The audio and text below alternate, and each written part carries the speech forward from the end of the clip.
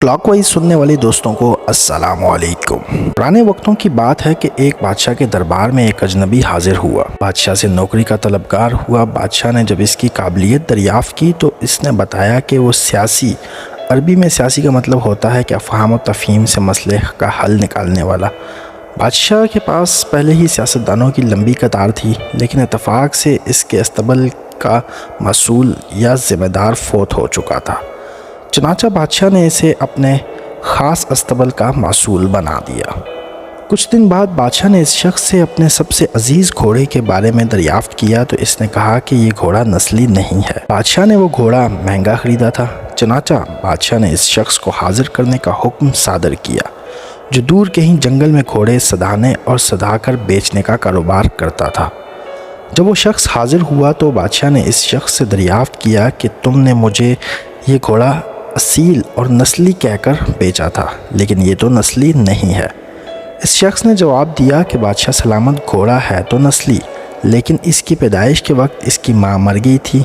चनाचा ये घोड़ा एक गाय का दूध पीकर और इसी गाय के ज़ेरे साया पला है और बचपन इसने गाय के साथ ही गुजारा है। बादशाह ने इस शख्स को रुखसत किया और अपने अस्तबल के मसूल को बुलाकर पूछा कि तुमको कैसे पता चला कि घोड़ा असील नहीं है।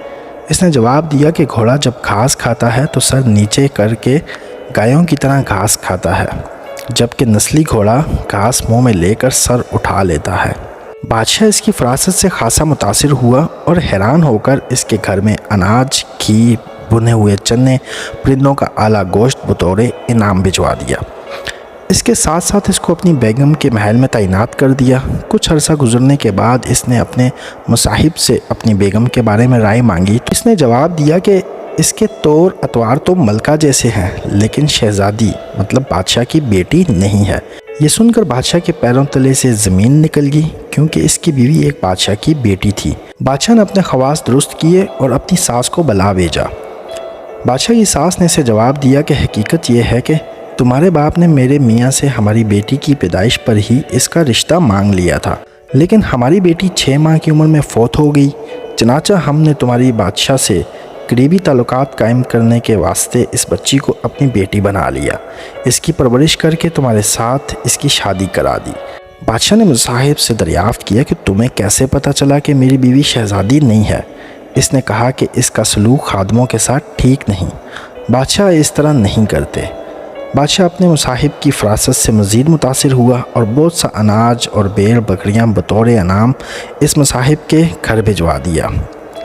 कुछ अर्सा गुजरने के बाद इसने अपने इस मुसाहिब से अपने बारे में दरियाफ़्त किया। मुसाहिब ने कहा, अगर जान की अमान पाऊँ तो अर्ज़ करूँ। बादशाह ने इस जान की अमान का वादा किया तो इसने कहा कि तुम हो तो बादशाह, लेकिन तुम बादशाह के बच्चे नहीं हो। तुम्हारा चाल चलन बादशाहों की तरह है, लेकिन तुम बादशाह के बच्चे नहीं हो। ये सुनकर बादशाह के पाँव तले ज़मीन निकल गई। अमान का वादा वो पहले ही दे चुका था। चनाचा वो इस गुत्थी को भी सुलझाने अपनी वालदा के महल जा पहुंचा, ताकि पता चले कि माजरा क्या है। इसकी वालदा ने इसकी बात सुनकर कहा, हाँ, तुम बादशाह के नहीं बल्कि एक चरवाहे के बेटे हो। बादशाह ने मुसाहिब को बुलाया और इससे पूछा कि तुम्हें कैसे पता चला कि मैं बादशाह का बेटा नहीं हूँ। मुसाहिब ने बादशाह को जवाब दिया कि बादशाह जब किसी को अनाम और इकराम देते हैं तो हीरे, मोती और जवाहरात की शक्ल में देते हैं, लेकिन जब आप किसी को अनाम और इकराम से नवाजते हैं तो अनाज और भेड़ बकरियां, खाने पीने की चीज़ें अनायत करते हैं। यह सलूक किसी बादशाह के बेटे का नहीं बल्कि किसी चरवाहे के बेटे का ही हो सकता है।